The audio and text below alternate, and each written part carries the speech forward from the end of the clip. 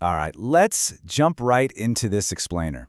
Today, we're unpacking Dr. Stephen D. Mathewson's four-question framework. And honestly, this is a lifesaver. It takes that deeply daunting academic process of sermon preparation and makes it incredibly accessible and practical.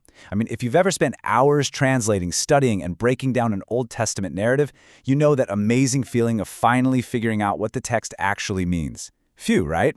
But here's the kicker. As Dr. Mathewson points out, that is literally only the halfway point of your job. Here's our agenda. Basically, our survival guide for today. We're going to cover 1. The Everest preaching metaphor. 2. Connecting to the storyline. 3. Explaining and validating truth. 4. Avoiding the moralizing trap. And finally, 5. Crafting the preaching idea. Let's get into it. Starting off with Section 1, the Everest preaching metaphor. So to really grasp the true challenge of preaching Old Testament narratives, we kind of need to look at the terrifying reality of mountain climbing. In his book, Into Thin Air, John Krakauer talks about how getting to the top of Everest is supposed to be this moment of intense elation. But for him, that joy was totally replaced by dread, the overwhelming dread of the descent. And that perfectly illustrates our core problem. As David Breshears, the first American to scale Everest twice, echoes right here, doing the hard exegetical study to reach the summit is actually the easy part. Successfully carrying those goods back down to your listeners, that is where the real danger lies. And this illustrates exactly why Dr. Mathewson suggests running your core idea through 4 distinct questions before you even begin your descent. Exegesis is the summit. That's discovering the theological message. Sermon construction is the descent. Because think about it, you can't just stumble down the mountain with a backpack full of raw, clunky exegetical data and hope your congregation somehow catches it. You have to actively, safely deliver the goods. Which brings us to Section 2, connecting to the storyline. The very first step on our way down shifts our focus to the grand, overarching narrative of the Bible. Question 1 is, how does this theological message connect to the Bible storyline? Before we get lost in the weeds of our specific text, we have to zoom out. How does your specific Old Testament narrative fit into the massive meta-narrative that ultimately finds its center in Jesus the Messiah? Because really, the Old Testament is a story in search of a conclusion, and as Christian communicators, we absolutely must show how that conclusion is realized in the New Covenant. Look at how this timeline builds a completely unified story across time. Dr. Mathewson summarizes the entire biblical storyline as God reestablishing the gift of His presence. You literally move from a potential building site back in Genesis 1 and 2, through the Old Covenant era with the tabernacle and temple, to Jesus as Emmanuel in the first century, all the way to a finished, perfect city in Revelation 21 and 22. Your sermon has to tether its specific local narrative back to this massive trajectory of redemption and presence. All right, moving on to Section 3, explaining and validating truth. Okay, so with our macro story established, we have to anticipate the actual roadblocks our listeners are going to hit on the way down. Questions 2 and 3. What do my listeners need me to explain? And where will they disagree? Haddon Robinson famously called these developmental questions, and they are absolutely crucial, because if you lose your listeners right here, there is no way they're making it to the application. This breakdown is fascinating. Notice the logical sequence here. The explanation question tackles the listener who's thinking, I don't understand that. The validation question tackles the listener thinking, I don't agree with that. Now, you don't necessarily have to answer these in a rigid linear order in your sermon, but you have to realize this fundamental truth. Your listeners simply cannot accept what they don't understand, and they definitely cannot apply what they don't accept. Take the book of Ruth, for example. If you don't briefly clarify the cultural gaps, like why Elimelech leaving Israel for Moab was such a problematic betrayal of God as king, or what exactly a kinsman redeemer even is, or the ancient customs around gleaning, your audience is going to be left stranded on the mountain. You know, you don't need to give them a 5-minute history lecture for every single point, but a quick, clear sentence or two, that's absolutely mandatory to keep them tracking with you.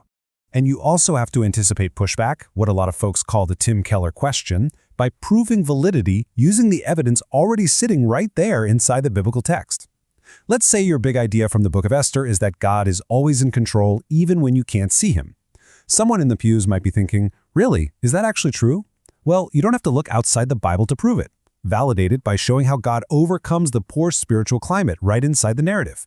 Show them the impossible people in high places or the wildly unpredictable casting of lots. Next up, Section 4, Avoiding the Moralizing Trap. We are now navigating the steepest, most dangerous part of the descent. Question 4, how does God want me to respond to this theological message? Applying the text to modern life is where so many communicators slip and fall. While it's crucial to figure out the required response, Dr. Mathewson actually gives a massive warning here. He says more heresy is preached in application than in exegesis. Let that sink in for a second. We stress so much over getting the original translation perfect, but then we carelessly toss out applications the author never even intended. The absolute biggest trap here is moralizing.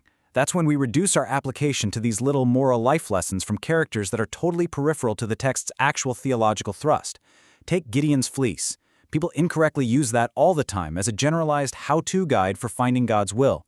But honestly, Gideon just lacked faith. He already knew God's will, he was just terrified. Twisting that story into a paradigm for decision-making is just a careless reading. We have to tie our application directly to the main theological point. A great way to avoid this is distinguishing between semantics and pragmatics. Semantics is just what a statement means, like, a car is coming means a vehicle is approaching. Easy. But pragmatics is how that statement functions in context. If your kids are playing out in the street, a car is coming functions as a frantic warning. If those same kids are waiting on the curb for the pizza delivery guy, it functions as an incredible encouragement.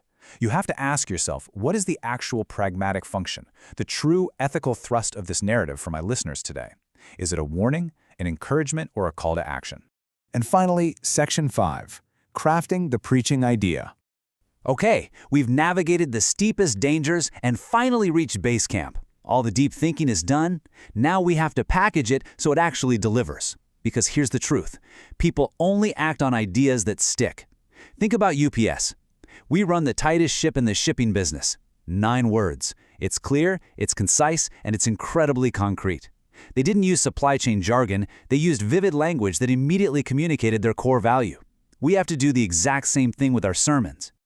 Just look at this contrast. The clunky academic idea says, one value of a relationship is a way that two parties bring about personal growth in each other.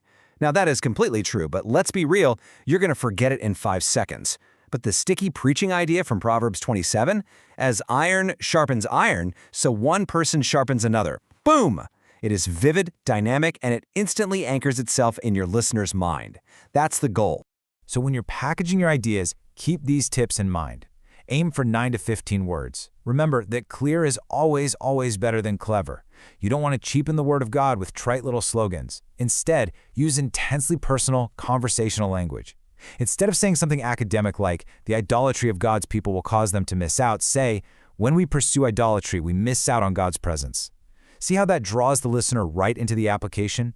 Moving your study from raw exegesis to a message that the Holy Spirit actually uses requires some serious, high-level, prayerful thinking. Once you run your work through the gauntlet of the storyline, the required explanations, the needed validations, and the true ethical thrust, then and only then is your sermon actually ready to outline. Yes, anticipating objections and knowledge gaps is undeniably hard work, but it is entirely worth it. So when you finally make it down the mountain, will your congregation actually receive the goods? Think about it. Are you willing to do the grueling, dangerous work of the descent? Or will your congregation be left stranded in the pews, just staring up at a theological summit they can never reach? Because the beauty of the text only matters if it actually makes it safely into the hearts of the people you're called to serve. Until next time, keep climbing, but more importantly, watch your step on the way down.